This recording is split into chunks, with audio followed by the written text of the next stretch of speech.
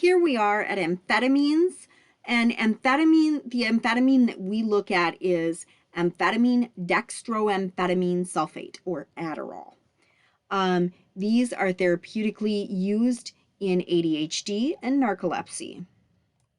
Biochemistry. It increases the release from neurotransmitters of norepinephrine and dopamine in both the CNS and PNS. We oftentimes refer to these as CNS stimulants. They definitely are stimulants. That's why one of the side effects here is insomnia or nervousness, because we're stimulating that central nervous system. Therefore, because of that insomnia and nervousness, we want to take that early in the day, okay? There are regular and sustained release Adderall XR. We want to make sure that individuals know that if they are on the sustained release form, it is administered whole. So sustained release forms, we do not chew, and we do not ever cut them in half. We don't ever crush them, that kind of a thing. Okay. These patients do have problems with weight loss and suppressed growth in children. Boy, I'd like that side effect of weight loss, but not in the cards for me, I guess. Suppressed growth in children. Kids, we want to monitor weight and height. Adults, we monitor weight. For kids, they go on drug holidays. So kids will take these during the school year or during the school week, and they might be off on the weekends. We want to report anorexia and weight loss. Anorexia is the loss of appetite. You just don't want to eat. So a lot of people, when they think of anorexia, they think of anorexia nervosa. Please just think of this as anorexia. They lose their hunger. We arrange the meals when the individual is hungry. I mean, that makes sense, right? If they are hungry after the medication wears off, and it wears off shortly after dinner, then make dinner later. If they are not hungry after they take it in the morning before they go to school, then make them a big breakfast. Whatever it is that works. You'll see the whole breakfast thing on different sites and different resources. You'll see debate both ways. Should I eat breakfast before or after? Well, whatever, because, just get them to eat. Okay. So we don't want to give this if somebody has hypertension, tachycardia, or heart palpitations. Okay. So with these, because of that tendency to cause tachycardia and hypertension and to exacerbate heart palpitations, we tell people to avoid caffeine. Okay. Report cardiovascular effects to the provider. Monitor vital signs. So we may stop or treat with an antihypertensive. It kind of all depends on the patient, and the provider will decide that, whether they're going to stop or just treat with an antihypertensive. Toxicity, psychosis, dysrhythmias, and seizures can ensue. So we're going to monitor dosage carefully, and MD may utilize antipsychotics. Then there can be this withdrawal. The withdrawal, usually it can include depression. Because this was a CNS stimulant, removing that substance from the person's repertoire all of a sudden will cause some depression, right? We want to taper and monitor for depression and fatigue. So that is really done in conjunction with the provider. Provider being the MD, the NP, or the PA. Or in this case, the psychiatrist too can be helpful with this. Advise the client about things regarding potential for abuse. Okay, so if kids are taking this, the parent is in control. If the parent decides not to be in control and that child goes and sells it at school, that's that parent's fault. They are liable. They need to know these things.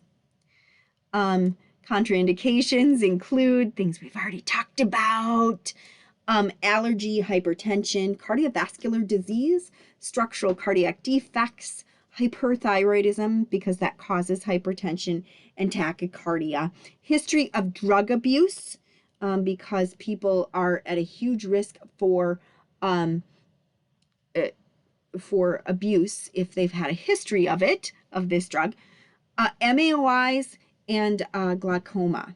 The glaucoma is mainly, there's some sympathetic responses going on with this.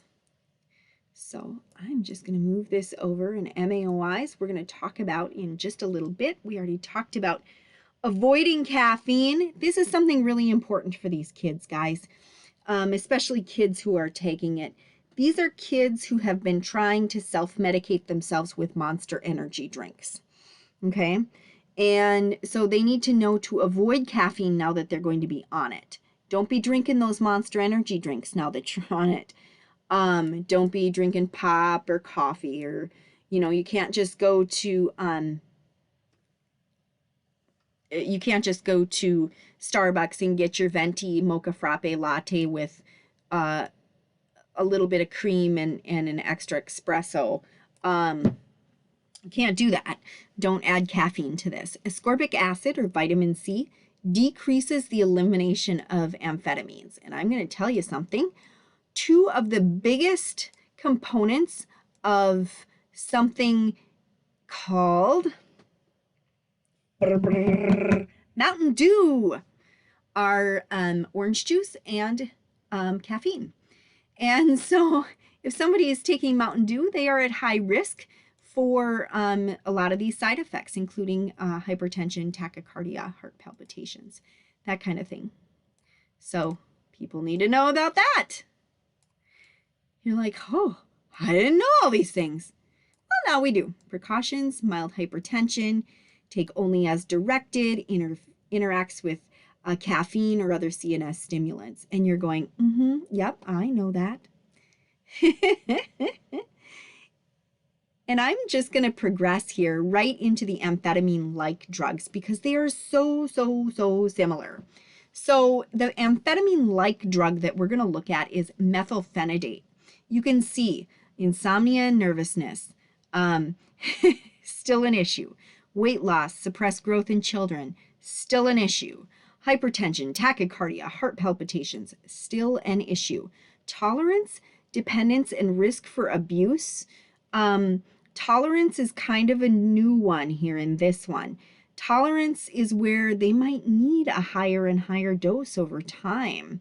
So that's kind of tough. We already talked about the risk for abuse and that parents control that medication. People can withdraw. And so we have some of the same things that nurses need to do down here at the bottom. Arrange daily doses to allow for nighttime sleep. Take early in the day. Daytrana, put that patch on earlier in the day so that if it's on for its longest length of time it can be on, which is 9 hours, that it gets taken off well before bedtime, right? And so we're making sure that we're doing all of these things, right, to make sure that we're kind of eliminating that problem of insomnia, but sometimes we can't fully eliminate it. We're taking oral forms given as directed. There are definitely many different preparations. So read the instructions, go to your med book, your nursing dose drug guide, your nursing drug guide. Sorry for a second there. I just had to look for that.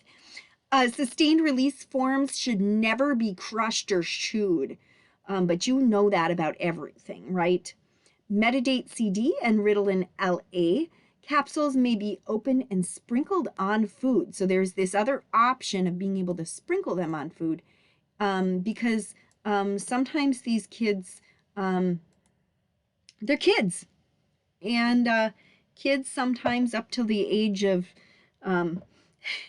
teenagers can have a tough time swallowing pills.